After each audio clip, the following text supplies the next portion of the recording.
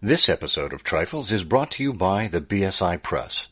Manuscripts, collections of papers by international writers, and books covering a wide range of other Sherlockian topics. Find them online at BakerStreetIrregulars.com. Welcome to Trifles, a weekly podcast about the Sherlock Holmes stories.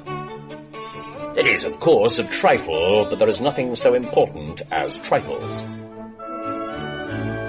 Yes, the beaches were copper, the pince-nez was golden, and the blaze was silver, but there are so many other details to pick apart in the stories. Pray, be precise as to details. You know the plots, but what about the minutiae? Have you ever stopped to wonder about the difference between Holmes's pipes? Or how often he smoked cigars versus cigarettes? Or what Egyptian cigarettes are like? You are very inquisitive, Mr. Holmes. It is my business to know what other people don't know. Scott Monty and Burt Wolder will have the answers to these questions and more in Trifles. The game's afoot. Episode 199, The Victims. Hello and welcome to Trifles, the Sherlock Holmes podcast where we talk about the details in the Sherlock Holmes stories to bring you a little more understanding. I'm Scott Monty.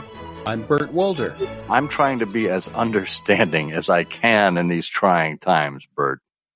You get top marks in the empathy department from me. Oh, I'm glad I get it. I get it for getting it. That's good. That's good. Well, you are getting this show streamed directly into your ears now because you have picked us up on one or more of your favorite podcast players. Do us a favor, whether it's on Apple Podcasts or Stitcher or Spotify or wherever it is you're getting our show, subscribe, right? You can subscribe via our website at SherlockHolmesPodcast.com. We'll send you an email every time we put up a new episode, which is every Wednesday, or you can simply subscribe via the app that you use. Either way, we want to make sure we are delivered to your inboxes and earboxes regularly. And if you'd like the show notes for this episode, they're available at ihose.co/trifles199. That's right. It's our 199th episode. And you can follow us on all of the social media as I Hear of Sherlock. We do appreciate your input and feedback. And of course, if you'd like to get in touch with us, feel free to email us at trifles@ihearofsherlock.com. Well, we are here on part 4 of our 4-part series. We've been doing this monthly in the third week of every month as we look at what we call Mr. Sherlock Holmes the Theorist. We look at a piece of old scholarship from a publication and we bring it to light once again. And this is the 4th in the 4-part series of Women of the Canon, which is taken from the Sherlock Holmes Journal. This is from volume 2 of the Best of the Sherlock Holmes Journal, and these particular entries all come from the 10th volume of the journal itself. And this came from volume 10, number 4 of the Sherlock Holmes Journal. It's by Molly Hardwick, and it's titled The Victims. Now, this is interesting because Molly gets right to it after a flowery introduction, but she gets to the same thought that I had when I saw the victims associated with the women in the canon. She says, it strikes me, by and large, that all women of the canon were victims of the times they lived in, ladies of title as well as working girls. But these are mere digressions. And she then goes on to move from the general to the particular. So on this journey, Bert, and if you want to wax more poetic about the victimhood of women of the time, where do we find these female victims in the canon? Well, we find them all over the place. I was trying to place this chronologically. Now, we know it's volume 10.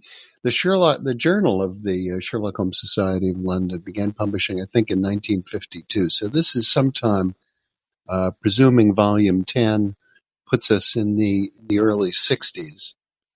That's right. Yeah, you need that context because of how whimsically Molly Hardwick begins to talk about the subject victimhood. And again, like everything we've read from the Sherlock Holmes Society of Journal and in many other places by Molly Hardwick, this is just beautifully written. Molly Hardwick starts by saying, I've just picked up a manual of home hints printed some 80 years ago. So that would put it at the end of the 19th century. And she flips at random through the section on dress and its care. A woman who is getting on in years should always have a collar of some kind to her gowns. But very stiff and tight-fitting collars are injurious to the neck, causing it to become lined and often making the skin an unbecoming yellow color. Well, she goes on to little tips about if you're going to a dance, why not bathe the neck and arms in milk every night for a few nights before? Is your hair inclined to dryness? Then a little cocoa butter should be well rubbed into the scalp twice a week.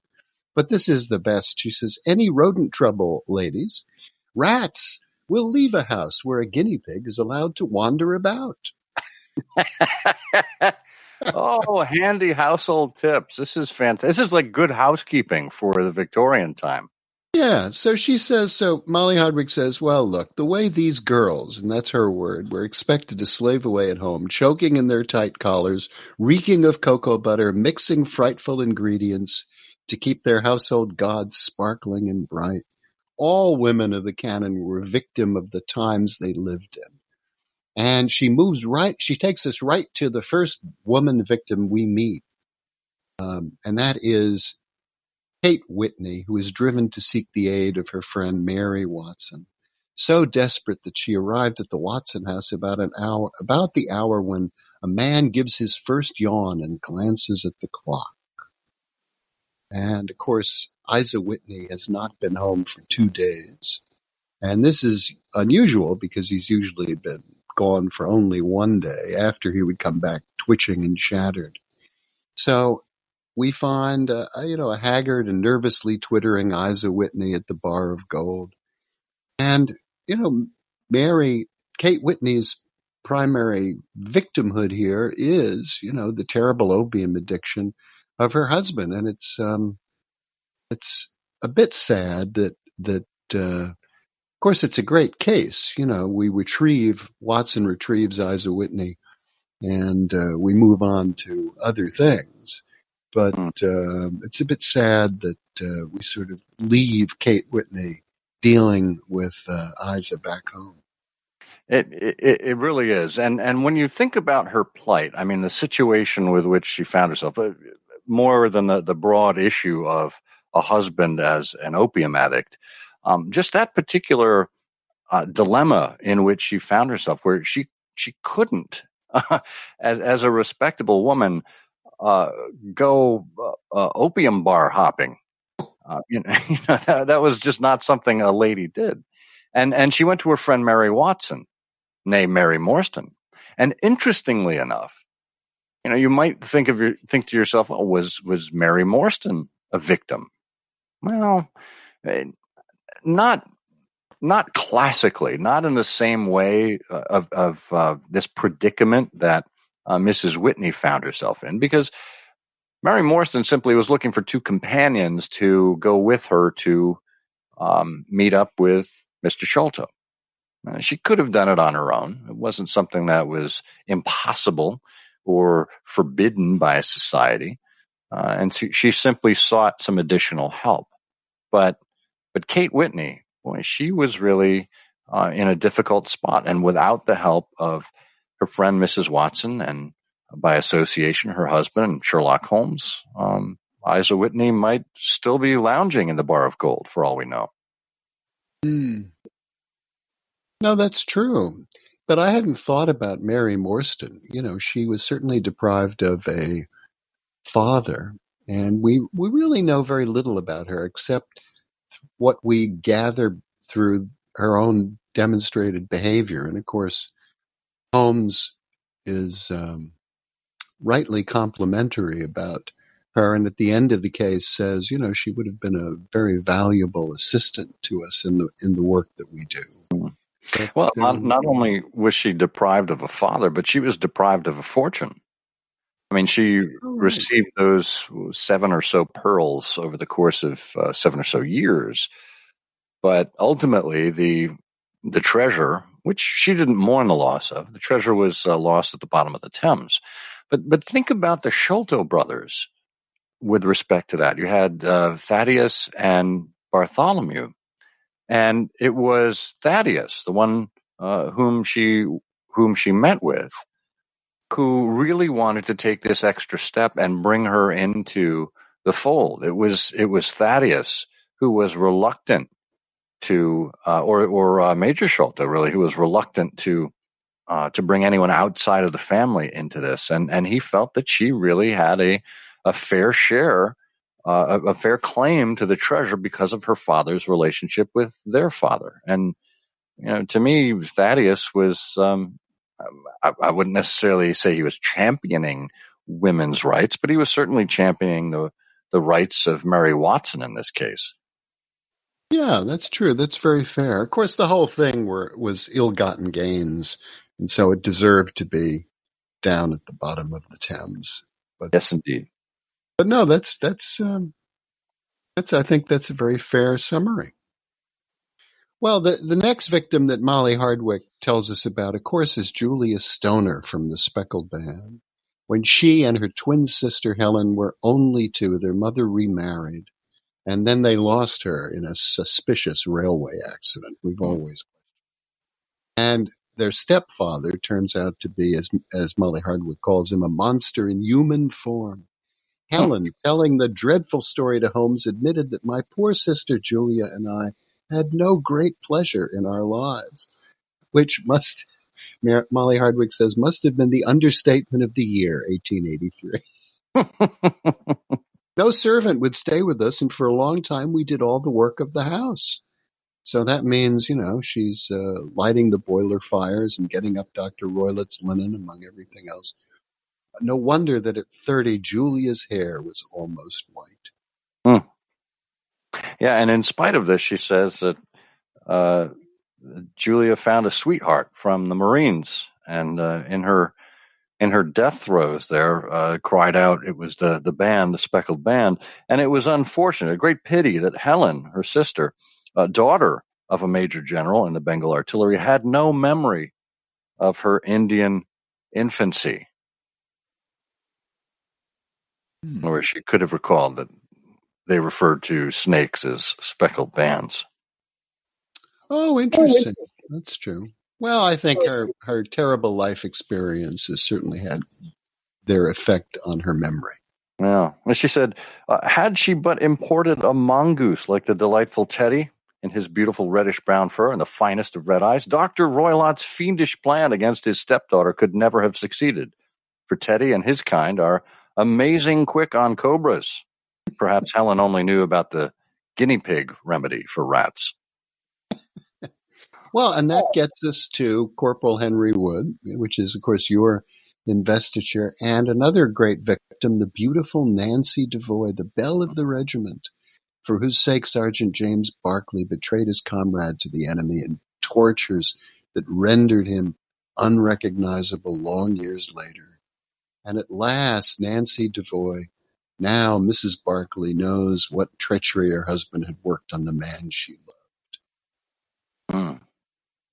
And isn't it tragic? And in many ways, there are echoes of it today still, but these two men applying for Nancy's love and affection as if she were some object over whom they could compete.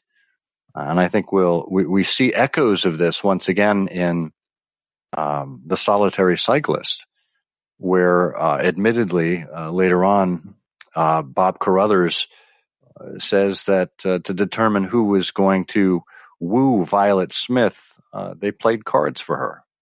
And this objectification of women and the treatment of them as objects rather than as fully formed individuals with the ability to make their own decisions. This was the hallmark of the time, unfortunately. Yes, yeah.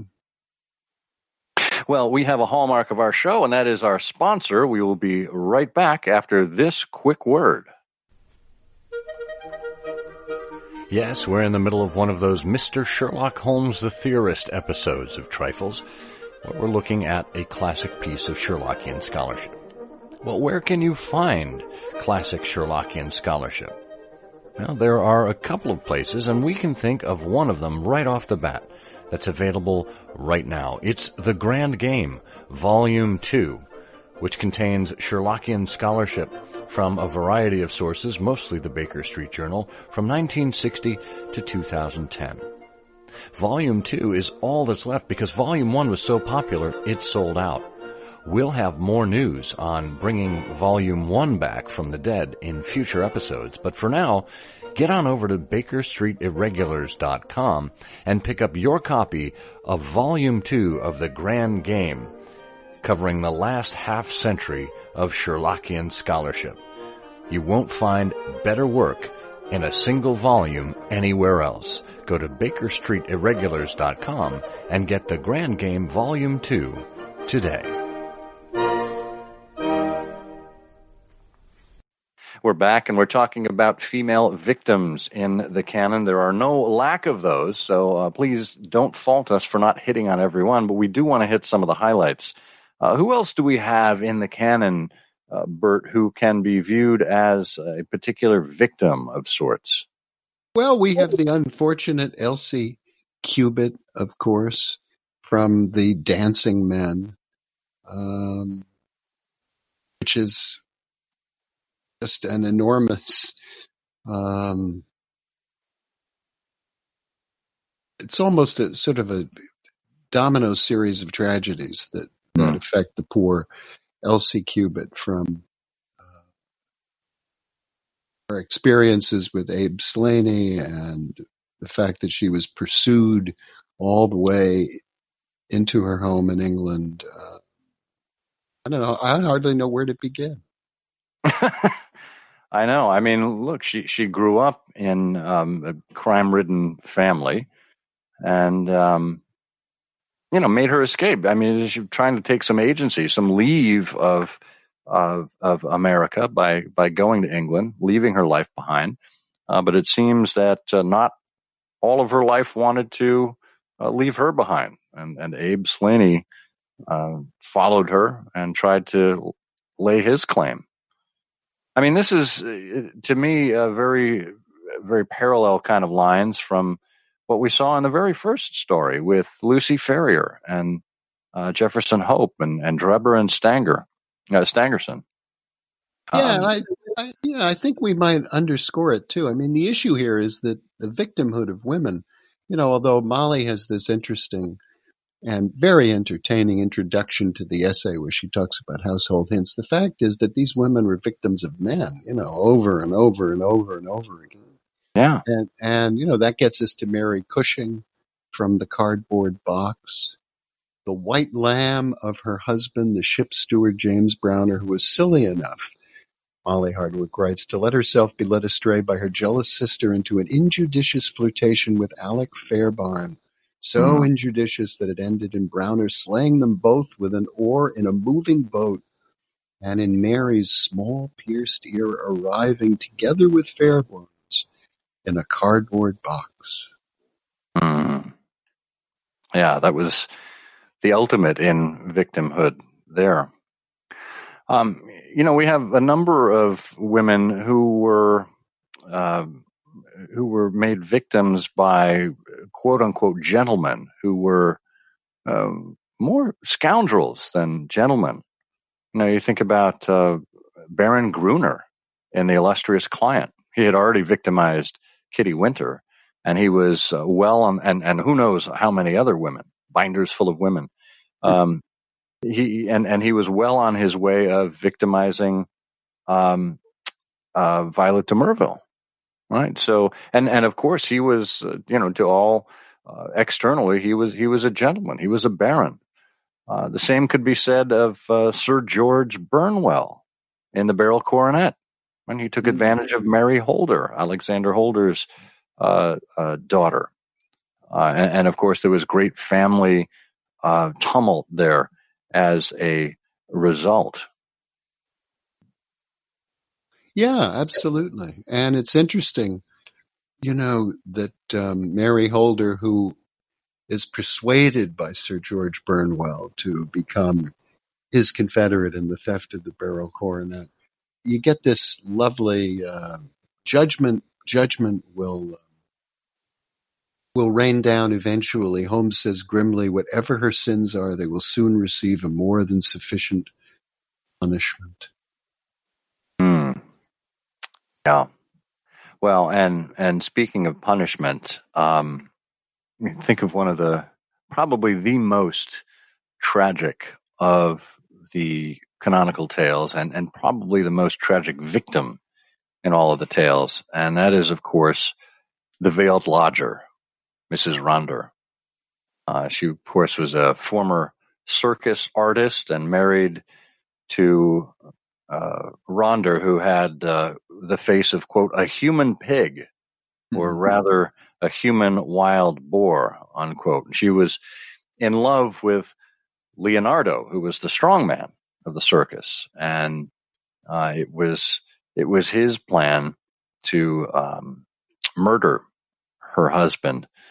And he of course, Ronder did die right on plan, but the lion, smelling blood, turned on Leonardo, and turned on Eugenia Ronder, and Leonardo fled, abandoning her. And Holmes says, poor girl. The ways of fate are indeed hard to understand. If there's not some compensation hereafter, then the world is a cruel jest. And then he patted her arm, and later she sent him the vial of poison that she had previously retained to intend to commit suicide. Well, it's sad. It's sad looking at the history of these women. And of course, a good one to close with is Brenda Tregennis from The Devil's Foot, who dies at a Cornish card table from the vapors that sent her brothers raving mad. But although we know very little about Brenda, except that she's beautiful and dark and beloved by Dr. Leon Sterndale, she also has, you can imagine, a richly unhappy life, because Sterndale could not marry her, having a wife already, and was, in any case, in Africa. And so it's another case of I don't want to say a wasted life, but a discarded person. You know, when Holmes says in The Cardboard Box, these themes echo, you know, in different observations from Holmes at different times. What is the meaning of it, Watson? What object is served by this circle of misery and violence and fear? And it's sad that victimhood could be so easily attributed to so many women simply by their position in time in this particular society. Yeah. I mean, you know, we've talked about it before, but Conan Doyle's own battle against divorce law. You know, he was a reformer when it came to divorce law, recognizing that many women were held hostage by the then laws of England that said they had to wait for their husband to grant the divorce. Well, they could not file themselves. They had no agency with which to file on their own. So, you know, here we have a champion of rights, of women's rights, writing about so many times. You look at the canon, and again we see so many times that women are victimized here, and how, taken as a whole, how sad so many of the stories in the canon are because of this. I'll add one more thing. Yes. That is, there's a victim here, a female victim in the canon, whom we don't really consider too often, and that is Mrs. Hudson. You think of everything she had to put up with at that house.